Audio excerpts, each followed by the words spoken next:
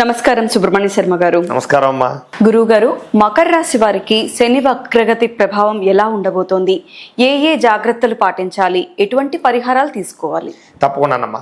సాధారణంగా మకర రాశి వారు అంటే శనికి మకరానికి చాలా సంబంధం ఉంది. మకర కుంభరాశి అధిపతి శని అవుతాడు కదా, అంచేత చాలా తక్కువ ప్రభావాన్ని చూపిస్తాడు, కానీ ప్రభావం చూపించకుండా మాత్రం ఉండడు. కాబట్టి ఖచ్చితంగా వీళ్ళు కూడా కేర్ తీసుకోవాలి. సాధారణంగా శని యొక్క లక్షణాలని మకర రాశి వారిలో కూడా ఉంటాయి. ఎలాంటి లక్షణాలు అంటే ఎప్పుడూ కష్టపడే గుణం. శని యొక్క లక్షణం ఏంటంటే కష్టపడే గుణం బాగా. ఎప్పుడు కూడా ఏదో ఒక పని చేస్తూ ఉండడం, ఏదో ఒకటి సాధించాలన్న తపన, వాళ్ళలో తెలియనటువంటి ఒక ధైర్యం, పరాక్రమం, శక్తి, చాలా అద్భుతమైనటువంటి లక్షణాలు వీళ్ళలో ఉంటాయి.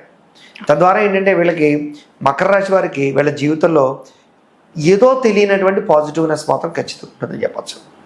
అందరితోటి కలిసే గుణం, అలాగే ఇతరులకి సహాయం చేయడం, సేవాగుణం, దానగుణం, దయాగుణం, భక్తిభావం ఇవన్నీ బాగా ఉంటాయి.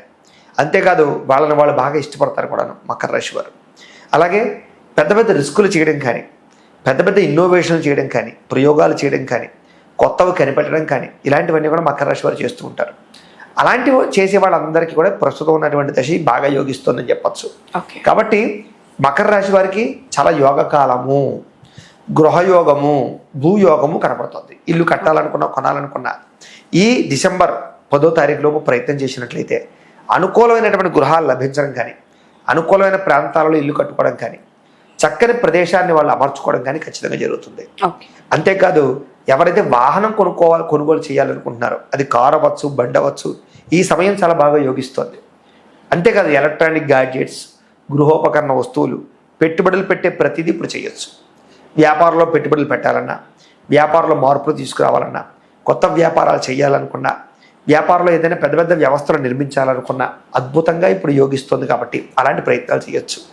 అలాగే బట్టల షాపులు కానీ, హోటల్స్ కానీ, ఫర్నిచర్ కానీ, చెప్పుల షాపులు కానీ, కళ్ళజోళ్ళ షాపులు కానీ, ఎలక్ట్రానిక్ షాపులు కానీ పెట్టాలనుకునే వారికి చక్కని యోగకాలంగా ప్రస్తుతం యోగిస్తుంది. ఏదేమైనా కూడా విద్యార్థులకు మాత్రం చదువుపాతి ఉత్తీర్ణత కనపడుతుంది ప్రస్తుతం. అంటే ఎగ్జామినేషన్స్లో పాస్ అవ్వడాలు, విదేశీపరమైనటువంటి కోర్సులు నేర్చుకోవడాలు, లేదా ఆర్టిఫిషియల్ ఇంటెలిజెన్స్ కోర్సులు అనేవి నేర్చుకోవడాలు, లేదా ఏదైనా చిన్న చిన్న కోర్సులు నేర్చుకోవాలని తపన, నేర్చుకున్న విద్యని ఎలా వినియోగించుకోవాలో వాడుకోవడం, ఇది మకర రాశి వారికి చాలా అందొచ్చే కాలంగా విద్యార్థులకు చెప్పుకోవచ్చు. ఉద్యోగస్తుల్లో కూడా ఇప్పటిదాకా ఉద్యోగం పోతుందని భయపడే వాళ్ళకి ఉద్యోగాలు నిలబడడం, ఉద్యోగాలు ఎదుగుదల లేని వాళ్ళకి ఎదుగుదల రావడం, అంతేకాదు ప్రమోషన్ రావడం, ఇలాంటి పరిస్థితులన్నీ కూడా ప్రస్తుతం రాబోతున్నాయి. కాబట్టి ప్రయత్నం చేయొచ్చు. అంతేకాదు ఎవరైతే వివాహం కోసం ప్రయత్నం చేస్తున్నారో వాళ్ళందరికీ గట్టిగా ప్రయత్నం చేస్తే వివాహ యోగ్యత ఉంది. సంతాన ప్రయత్నం చేసే వారికి సంతాన యోగ్యత కనపడుతుంది. ఇల్లు కట్టాలనుకునే వారికి యోగ్యత కనపడుతుంది. కొనాలనుకునే వారికి యోగ్యత కనపడుతుంది.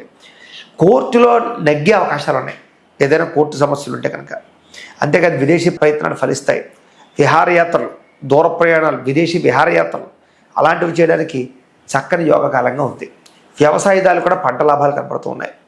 భూపరమైనటువంటి అనుకూలతలు బాగా ఉన్నాయి కాబట్టి చేయొచ్చు.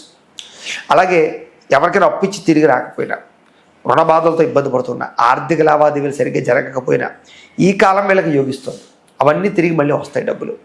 కానీ ఇవన్నీ జరగాలంటే వీళ్ళ జాతకంలో కూడా శని ఖచ్చితంగా యోగించాలి. జనరల్గా అనుకూలించినా కూడా శని ఏ గ్రహంలో ఉన్నాడు, ఎవరిని చూస్తున్నాడు, ఎవరితో కలుస్తున్నాడో తెలుసుకోవడం చాలా ముఖ్యం. అందులో మాకు date of birth, time, place of birth పేరు పంపితే మీ జాతకం చూసి ఇంకా కులంకుషంగా వీళ్ళకి శని అనుకూలిస్తాడా, వ్యతిరేక ఫలితాన్ని ఇస్తాడా, ఏ దశ నడుస్తుందో చెప్తాం. దాన్ని బట్టి వీళ్ళు తీసుకునే నిర్ణయాలు తీసుకున్నట్లయితే వీళ్ళు ఇంకా తొందరగా సక్సెస్ అవుతారు. వీళ్ళకి దైవ బలము, ఆధ్యాత్మిక చింతన లేదా దానగుణము బాగా ఉన్న కారణం చేత అవి వీళ్ళు కాపాడుతాయి మాత్రం ఖచ్చితంగా చెప్పచ్చు.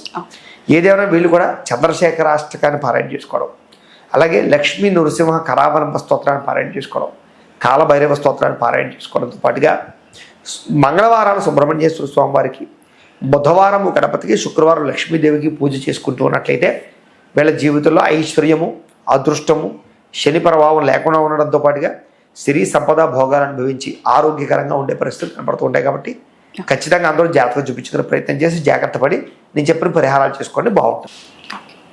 ద్వాదశ రాశుల వారికి శని వక్రగతి ప్రభావం ఎలా ఉంటుందో, ఏ ఏ పరిహారాలు పాటించాలి, ఎటువంటి జాగ్రత్తలు తీసుకోవాలనేది చక్కగా వివరించారు.